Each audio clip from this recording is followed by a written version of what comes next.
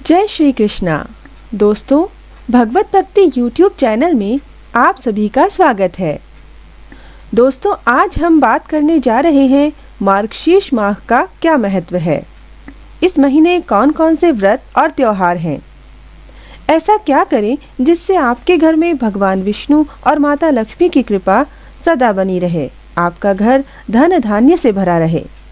लेकिन यह सब जानने से पहले अगर आपने अभी तक मेरे इस चैनल को सब्सक्राइब नहीं किया है तो इसी तरह की ज्ञानवर्धक जानकारी प्राप्त करने के लिए मेरे इस चैनल को सब्सक्राइब करें और बेल आइकन को ज़रूर प्रेस करें। दोस्तों, क्या आप जानते हैं मार्गशीर्ष महीने को मार्गशीर्ष क्यों कहा जाता है? इस माह का क्या महत्व है? दरअसल किसी भी मास की पूर्णिमा तिथि जिस नक्षत्र से युक्त होती है उसी नक्षत्र के नाम पर उसका नामकरण होता है। क्योंकि इस माह की पूर्णिमा मृगशिरा नक्षत्र से युक्त होती है, इसलिए इसे मार्गशीर्ष कहा जाता है। मार्गशीर्ष को मंगशिर, अगहन तथा अग्रहायण आदि नामों से भी जाना जाता है। मार्गशीर्ष या अगहन का महीना वैदिक काल से ही बहुत महत्व रखता है। मार्गशीर्ष की शुक्ल पक्ष की एकादशी को भगवान श्री कृष्ण ने कुरुक्षेत्र के मैदान में अर्जुन को गीता का उपदेश सुनाया था।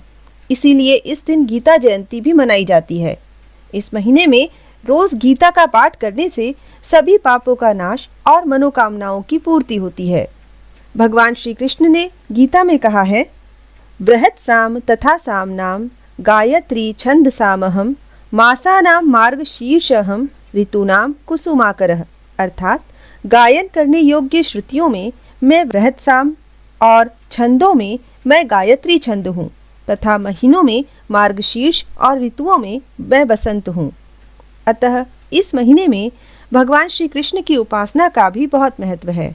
भगवान श्री कृष्ण कहते हैं कि मार्गशीर्ष मास मुझे सदैव प्रिय है।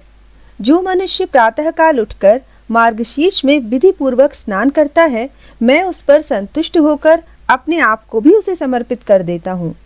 इस माह में भगवान श्री कृष्ण की पूरी भक्ति और श्रद्धा के साथ अधिक से अधिक पूजा और उपासना करनी चाहिए। भगवान विष्णु के अलग अलग मंत्रों का जाप करना चाहिए। जो मार्गशीर्ष माह को एक समय भोजन करके बिताता है और अपनी शक्ति के अनुसार ब्राह्मणों को भोजन कराता है, वह रोग और पापों से मुक्त हो जाता है। मार्गशीर्ष माह में उपवास करने से मनुष्य दूसरे जन्म में रोग रहित और बलवान होता है। उसके पास खेतीबाड़ी की सुविधा रहती है और वह बहुत धन धान्य से संपन्न होता है।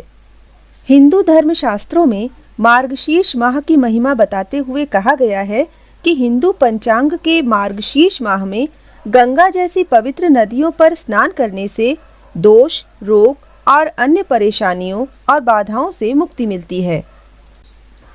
मार्गशीर्ष में नदी स्नान के लिए तुलसी की जड़ की मिट्टी व तुलसी के पत्तों से स्नान करना चाहिए।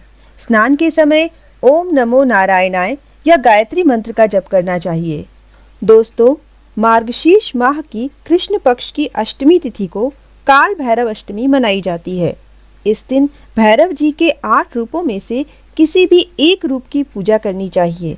इससे मनुष्य को भैरव जी की विशेष कृपा प्राप्त होती है। कृष्ण पक्ष की एकादशी तिथि को उत्पन्ना एकादशी होती है।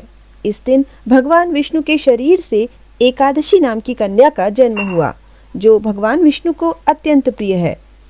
जो भक्त एकादशी का व्रत प्रारंभ करना चाहते हैं, उन्हें इसी एकादशी से व्रत का प्रारंभ करना चाहिए।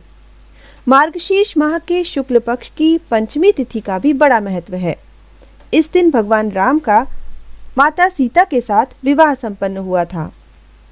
इसी दिन वृंदावन में बिहारी जी का प्रकटोत्सव भी धूमधाम से मनाया जाता है।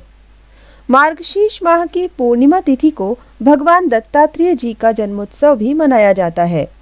इसी दिन माता अन्नपूर्णा का जन्मोत्सव भी मनाया जाता है।